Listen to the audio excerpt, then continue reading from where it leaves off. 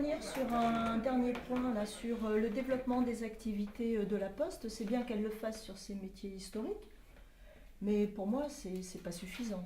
Non, c'est pas suffisant, je suis d'accord avec toi, Marie-Pierre.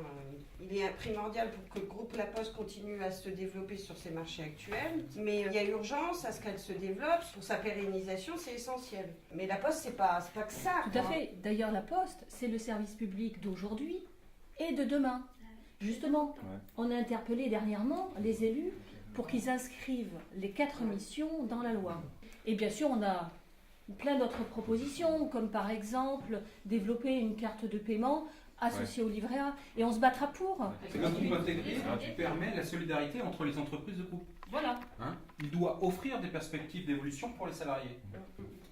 Ras-le-bol de confier le travail à l'extérieur, alors que le groupe dispose des compétences à l'intérieur. Ce que dit Thierry, là, les enfants, c'est vachement important, je pense. Parce qu'aujourd'hui, la Poste, on est pour son développement, ok. Le développement de l'entreprise, on est pour, c'est fait, on est d'accord, on est tous unis là-dessus. Le problème, c'est que le développement de l'entreprise, il s'accompagne par une absence de stratégie sur la gestion des personnels. Actuellement, on est sous tension sur l'emploi. La Poste, elle nous fait pierre de Coubertin, plus vite, plus haut, plus fort. Dans la réalité, sur le terrain, quand les gens y marnent, ce qui nous remonte, c'est qu'ils vont trop fort, trop loin, trop vite.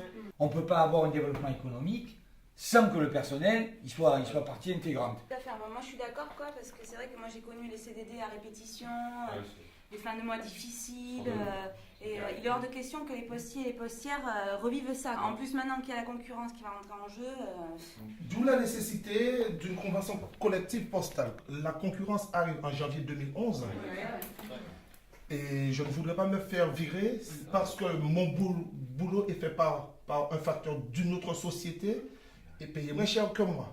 Oui, mais tu as raison, Karl. De toute façon, c'est ce que la CFDT veut. Plus de transparence dans les négociations et des véritables négociations, surtout sur les primes, la part variable, le commissionnement et même les salaires des hauts dirigeants. C'est sûr que sur le pouvoir d'achat, c'est un élément important pour nous au niveau CFDT.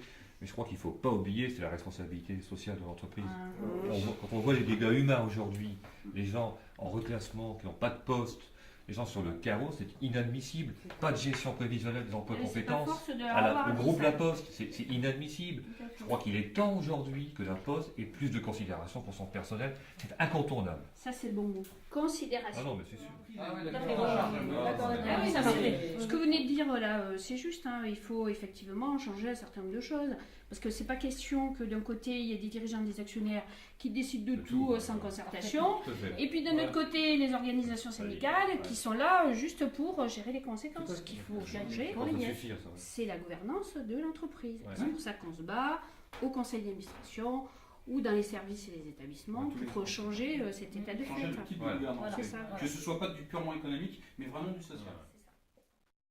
Si la Poste veut bien évoluer, elle se doit d'innover. C'est même primordial parce qu'elle ne pourra pas se contenter éternellement de commercialiser des produits finis ou même d'utiliser des technologies qui sont mises au point ailleurs.